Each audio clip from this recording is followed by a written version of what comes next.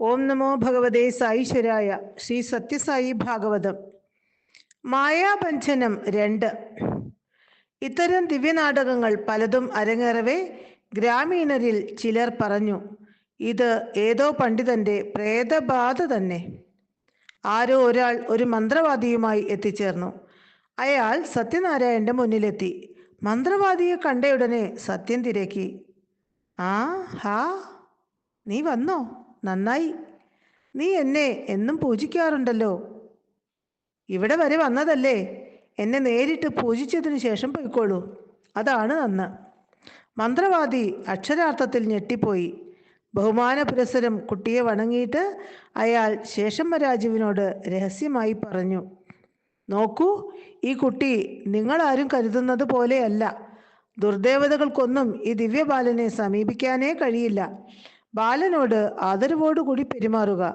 അവനിൽ ഈശ്വര സാന്നിധ്യം നിറഞ്ഞിരിക്കുന്നു. ഇത്രയും പറഞ്ഞ് ദക്ഷിണ പോലും വാങ്ങാതെ മന്ത്രവാദി സ്ഥലം വിട്ടു. ഇതെല്ലാം കണ്ട് ഈശ്വരാമ്പ വിങ്ങിപ്പൊട്ടി. തൻ്റെ കുഞ്ഞിനെ പരീക്ഷണ വസ്തു എന്ന പോലെ ജ്യോത്സ്യന്മാരും വൈദ്യന്മാരും മന്ത്രവാദികളും കൈകാര്യം ചെയ്യുന്നത് കണ്ട് അമ്മ വല്ലാതായി. സഹികെട്ട് ഈശ്വരാമ്പ പറഞ്ഞു, മതി, എനിക്ക് വയ്യ. നമുക്ക് ഇനി നാട്ടിലേക്ക് പോകാം. അവിടെ ആകുമ്പോൾ എല്ലാം ശരിയാകും. വീട്ടിലുള്ള കുട്ടികളുമായി കഴിയുമ്പോൾ സത്യനിൽ മാറ്റമുണ്ടാകും. അങ്ങനെ അവർ പുട്ടപർത്തിക്ക് യാത്രയായി. വീട്ടിൽ വന്നിട്ടും സത്യന്റെ രീതികളിൽ മാറ്റമൊന്നും കണ്ടില്ല. സത്യൻ അധിക സമയവും അഗാധ മൗനത്തിലായിരിക്കും. അല്ലാത്ത സമയങ്ങളിൽ ഭജന, വേദാന്ത പ്രസംഗം. ചില സമയം തൻ്റെ സമീപത്തിരിക്കുന്ന സഹോദരിയോട് പറയും, വേഗം കർപ്പൂരം കത്തിക്കൂ, ദേവതമാർ ഇതുവഴി പോകുന്നുണ്ട്. സത്യന്റെ രോഗം വർദ്ധിക്കുന്നതായി വീട്ടുകാർ കരുതി. പക്ഷേ വൃദ്ധനായ കൊണ്ടമ്മരാജുവാകട്ടെ ശരിയായ വിധം ചിന്തിച്ചു. അദ്ദേഹം സ്നേഹപൂർവ്വം പറഞ്ഞു, നിങ്ങളൊക്കെ എന്തിനു വിഷമിക്കുന്നു? സത്യന് ഒരു രോഗവുമില്ല. അവൻ നിങ്ങൾ കരുതുന്ന ആളല്ല. എൻ്റെ കുഞ്ഞിനെ അനന്തന് പോലും ഉപദ്രവിക്കാനാവില്ല. അവൻ്റെ ശയ്യയാണ് അനന്തൻ, പിന്നെയാണ് ഒരു തേൾ. സത്യന്റെ ഇപ്പോഴത്തെ അവസ്ഥ മഹത്തുക്കൾക്കൊക്കെ ഉണ്ടായിട്ടുണ്ട്. ഭഗവാൻ ശ്രീരാമചന്ദ്രനും ഇത്തരം അവസ്ഥകൾ വന്നു ചേർന്നിട്ടുണ്ട്. യോഗവാസിഷ്ഠത്തിലെ കഥയും തത്വവും അദ്ദേഹം വിശദീകരിച്ചു. ആത്മാവിനെ പറ്റിയുള്ള ചിന്തയിൽ ഗാഠമായി മുഴുകിയതോടെ ശ്രീരാമന് മറ്റുള്ള കാര്യങ്ങളിൽ വിരക്തിയായി. അഗാധ മൗനത്തിലായ ശ്രീരാമചന്ദ്രൻ പാടി, കിം സമ്പദാ കിം വിപദാ കിം ഗേഹേന കിം ഇംഗിതൈ സർവമേവ അസത് ഇത്യുക്താ തൂഷ്ണീം ഏകോപതിഷ്ഠതേ. ഇക്കാണുന്ന നാമരൂപാധികൾ എല്ലാം മായാകാര്യങ്ങളാണെന്നും ഇതെല്ലാം 2 നാളേക്ക് മാത്രമേ നിലനിൽക്കുകയുള്ളൂ എന്നും ശ്രീരാമചന്ദ്രന് മനസ്സിലായി. അതോടുകൂടി വൈരാഗ്യാഗ്നി ആളിക്കത്തി. തൽഫലമായി ശ്രീരാമചന്ദ്രൻ ഗാഠമായ മൗനത്തിൽ ആണ്ടുപോയി. അതുപോലുള്ള ഏതോ അനുഭൂതി വിശേഷങ്ങളിലൂടെ സത്യൻ പോയിക്കൊണ്ടിരിക്കുകയാണെന്ന് കൊണ്ടമ്മ കരുതി. അദ്ദേഹത്തിന് തെല്ലും പരിഭ്രമം തോന്നിയില്ല. പക്ഷേ വൃദ്ധനായ കൊണ്ടമ്മരാജുവിൻ്റെ വിശദീകരണമൊന്നും മാതാപിതാക്കൾക്ക് ആശ്വാസം നൽകിയില്ല. മാതാപിതാക്കളുടെ ഭാവം കണ്ട് സത്യൻ കൗതുകപൂർവ്വം ചിരിച്ചു. സത്യൻ തിരക്കി, എന്തിനിങ്ങനെ വിഷമിക്കുന്നു? എനിക്ക് രോഗമില്ല. എന്നെ ചികിത്സിച്ച് ഭേദപ്പെടുത്താൻ കഴിയുന്ന ഡോക്ടർമാരുമില്ല. എന്നെക്കുറിച്ച് ഓർത്ത് ആരും വിഷമിക്കേണ്ടതില്ല. സത്യൻ്റെ ഈ ഞാൻ ഭാവം, ആരെയും കൂസാതുള്ള സംസാരം, പ്രായഭേദമില്ലാതെയുള്ള പെരുമാറ്റം, ഇതെല്ലാം കണ്ട് ഗ്രാമീണരിൽ ഭൂരിഭാഗവും ഉറപ്പാക്കി, ഇത് ബാധ തന്നെ. ഏതോ ദുർദേവത കുട്ടിയുടെ ശരീരത്തിൽ കയറിക്കൂടിയിട്ടുണ്ട്. അതിൻ്റെ വിളയാട്ടമാണിതൊക്കെ. അല്ലെങ്കിൽ ഇത്ര സൗമ്യനായ കുട്ടി എങ്ങനെ ഇങ്ങനെയായി? തന്നെ ചികിത്സിക്കാൻ വരുന്ന മന്ത്രവാദികളോട് ആ മഹാമാന്ത്രികൻ അവരുടെ പ്രശ്നങ്ങളും അവരുടെ കാണാതായ വസ്തുക്കളെക്കുറിച്ചും മറ്റും ചോദിക്കും, പറയും. അതോടെ മാന്ത്രികരുടെ ഉള്ളൊന്ന് നടുങ്ങും. ഇത് വിചാരിച്ചതിനേക്കാൾ വലിയ ബാധ തന്നെ. എന്നെക്കൊണ്ട് ഇത് ഒഴിപ്പിക്കാൻ കഴിയില്ല എന്ന ചിന്തയോടെ പിൻവലിയും. അങ്ങനെ മാന്ത്രികരെല്ലാം ഒന്നൊന്നായി പിന്മാറാൻ തുടങ്ങി. മാതാപിതാക്കളും ചില ബന്ധുജനങ്ങളും സുഹൃത്തുക്കളും ഇങ്ങനെ വിഷമിച്ചിരിക്കുമ്പോഴാണ് ബ്രഹ്മാനപ്പള്ളിയിലെ ഒരു വലിയ മന്ത്രവാദിയെക്കുറിച്ച് അറിയുന്നത്.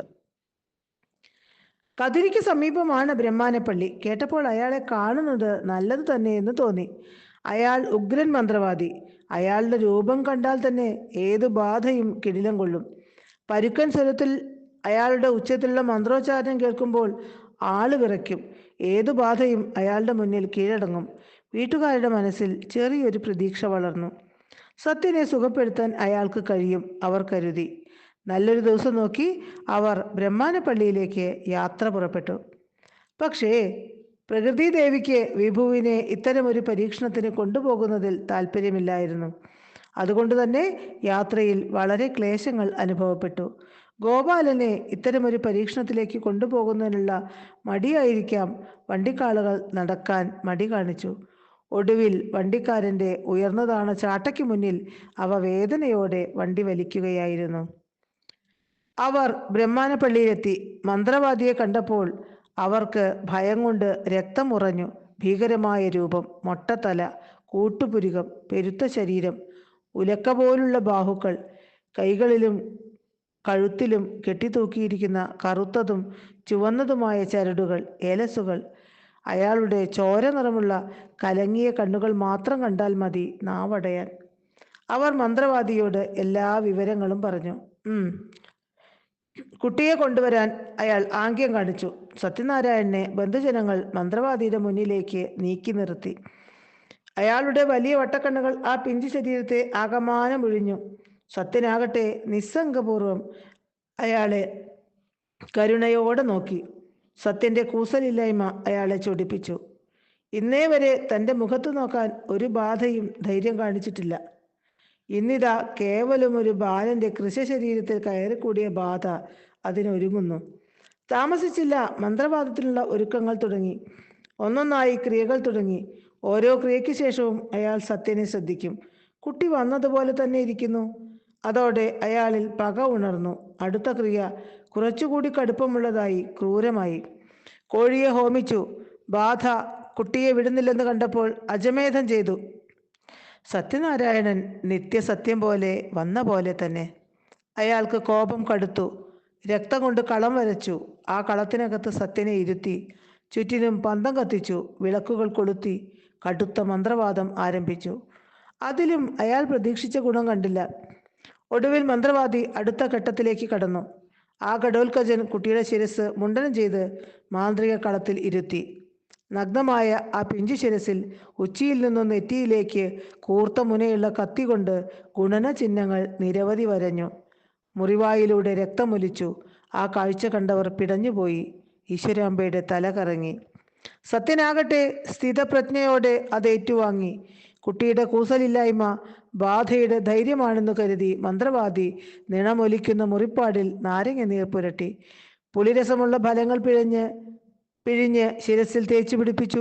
പ്രതിമ കണക്കെ സത്യനിരുന്നു, തെല്ലുപോലും ചലിക്കാതെ. പിന്നീട് ശിരസിലെ മുറിവിലേക്ക് 10 അടി പൊക്കത്തിൽ നിന്ന് 108 കുടം തണുത്ത ജലം ധാരകോരി. അപ്പോഴും സത്യനിൽ ഒരു ചെറുചലനം പോലും ഉണ്ടായില്ല. മന്ത്രവാദി ചൂരൽ വടി കയ്യിലെടുത്തു. ഇതിനേക്കാൾ വലിയ ബാധ ഞാൻ ഒഴിപ്പിച്ചിട്ടുണ്ട്, അയാൾ ആക്രോശിച്ചു. ചൂരലിൽ ബലമായി പിടിച്ച് മന്ത്രങ്ങൾ ഉറക്കെ ചൊല്ലി. ചൂരൽ വടി സത്യനാരായണന്റെ പിഞ്ചു ശരീരത്തിൽ ആഞ്ഞു പതിച്ചു. സന്ധികളിൽ അയാൾ മാറി മാറി പൊതിരെ തല്ലി. അരുതേ! സഹിക്കാനാവാതെ ഈശ്വരാംബ ഓടി വന്ന് ഇടയിൽ ചാടിപ്പിടിച്ചു. ഷോ, നശിപ്പിച്ചു! ഈ ബാധ ഒഴിയാൻ തുടങ്ങിയപ്പോഴേ വന്നു കളഞ്ഞല്ലോ, അയാൾ നിരാശയോടെ പറഞ്ഞു. പൊന്നുമോന്റെ ശരീരത്തിൽ തിണർത്ത് കിടക്കുന്ന അടിയുടെ പാടുകളിൽ തടവി മാതൃഹൃദയം വിങ്ങി. അത് കാണാനാവാതെ പിതാവ് മുഖം തിരിച്ചു. വിജയിക്കാറായ തൻ്റെ മന്ത്രവാദം തടഞ്ഞതിലുള്ള അസ്വസ്ഥതയിലായിരുന്നു മന്ത്രവാദി. ഇതെല്ലാം അനുഭവിക്കുന്ന സത്യനാരായണനാകട്ടെ നിർവികാരനായിരിക്കുന്നു. തൻ്റെ ശരീരവും താനും ഒന്നല്ലെന്ന മട്ടിൽ. മന്ത്രവാദി ഒടുവിൽ തൻ്റെ അവസാനത്തെ ആയുധം പ്രയോഗിക്കാൻ തീരുമാനിച്ചു. കലികം. കലികം ഒരു പ്രത്യേകതരം കുഴമ്പാണ്. അതീവ രൂക്ഷതയുള്ള അമ്ലങ്ങൾ ചേർത്തുണ്ടാക്കുന്ന കുഴമ്പ്. അത് കണ്ണിലൊഴിക്കുകയാണ് ചെയ്യുക. കലികം കണ്ണിൽ തേക്കുന്നത് കണ്ടാൽ കാണുന്നവൻ്റെ കണ്ണും പുകയും. അത്ര തീവ്രമാണ് കലികത്തിൻ്റെ രൂക്ഷത. കാന്താരി മുളക് അരച്ച് കുഴമ്പ് രൂപത്തിലാക്കി കണ്ണിനകത്ത് പൊത്തുന്നത് പോലെ. മന്ത്രവാദിയാകട്ടെ രണ്ടിലൊന്ന് എന്ന ഭാവത്തിലും അയാൾ കലികമുണ്ടാക്കി. സത്യൻ വഴങ്ങിക്കൊടുത്തു. അയാൾ സത്യന്റെ കണ്ണിൽ രൂക്ഷമായ ആ ദ്രാവകം ഒഴിച്ചു. ഓരോ രോമകോപത്തിലും ചുട്ടുനീറ്റൽ തുടങ്ങി. സത്യന് അത് പ്രശ്നമല്ലെങ്കിലും സത്യനാരായണ ചൈതന്യം കുടികൊള്ളുന്ന ആ ശരീരം പുകച്ചിൽ കൊണ്ട് അംഗപ്രത്യംഗം തുടിച്ചു. കണ്ണുകളിൽ നിന്നും കുടുകുടെ കണ്ണീരൊഴുകിക്കൊണ്ടിരുന്നു. കവിളുകൾ ചുവന്നു തുടുത്തു.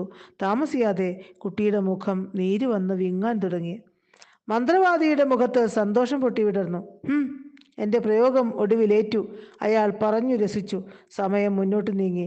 സത്യൻ്റെ തലയും മുഖവും തിരിച്ചറിയാനാവാത്ത വിധം നീര് വന്നു നിറഞ്ഞു. മുഖം പന്തുപോലെയായി. കണ്ണിൻ്റെ സ്ഥാനത്ത് 2 വര മാത്രം. താമസിയാതെ ബാധ ഒഴിയുമെന്ന് മന്ത്രവാദി കണക്കുകൂട്ടി. ഈശ്വരാമ്പ പൊട്ടി പൊട്ടി കരഞ്ഞു. സത്യന്റെ സമീപം ചെല്ലാൻ ആ അമ്മ പലവട്ടം കുതറിയതാണ്. ബന്ധുജനങ്ങൾ ഈശ്വരാമ്പയെ തടഞ്ഞു.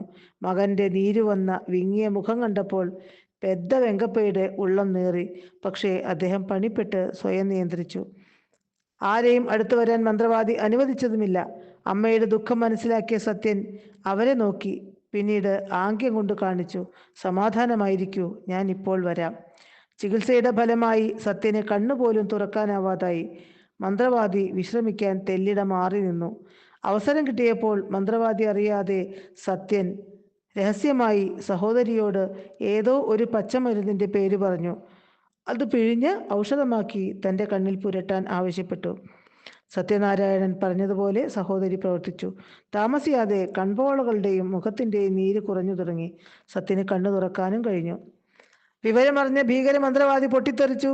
വിജയത്തിലെത്താറായ തൻ്റെ മന്ത്രവാദം നശിപ്പിച്ചതിൽ അയാൾ ആക്രോശിച്ചു. അടുത്ത കഠിനമായ ചികിത്സയ്ക്കുള്ള തുടക്കമായി. പിന്നെ ഈശ്വരാമ്പയ്ക്ക് സഹിക്കാവുന്നതിലപ്പുറമായി.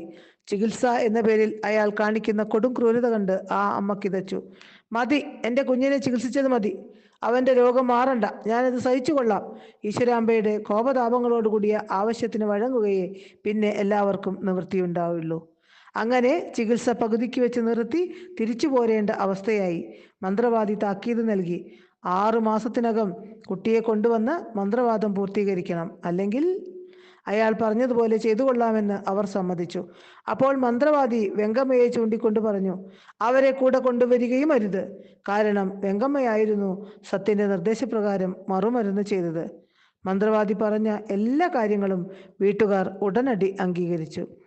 എങ്ങനെയെങ്കിലും പോയാൽ മതിയെന്നായിരുന്നു എല്ലാവരുടെയും ചിന്ത. അയാൾ ആവശ്യപ്പെട്ട പണവും നൽകി കുടുംബം സത്യനുമായി പുട്ടപർത്തിയിലേക്ക് യാത്രയായി. വീട്ടിൽ കൊച്ചനുജന്റെ കൂട്ടുകൂടി നടക്കുമ്പോൾ സത്യനാരായണൻ പഴയതുപോലെയാകുമെന്ന അമ്മയുടെ കണക്കുകൂട്ടലും പിഴച്ചു. പിന്നീട് ഒരിക്കൽ മന്ത്രവാദിയുടെ പീഡനകഥ കസ്തൂരി വിവരിക്കവേ ഭഗവാൻ അത് പറയേണ്ടെന്ന് പറഞ്ഞു. ആ ഭീകര പീഡനം കേൾക്കുമ്പോൾ പോലും വിഷമം. കസ്തൂരി സ്വാമിയോട് തിരക്കി, എന്നിട്ട് എന്തേ അന്ന് അത് അനുഭവിച്ചപ്പോൾ മൗനം പൂണ്ടത്? ഭഗവാൻ അരുളി, ഒരു മനുഷ്യബാലന് ഇത്ര കൊടിയ പീഡനം ഒരക്ഷരം മിണ്ടാതെ സഹിക്കാൻ കഴിയുമോ? ഞാൻ സാധാരണ ബാലനല്ലെന്ന് അങ്ങനെയെങ്കിലും അവർ മനസ്സിലാക്കട്ടെ എന്നു കരുതി. പക്ഷേ അവർ അത് മനസ്സിലാക്കിയില്ല. ഓം തത്സത്ത്.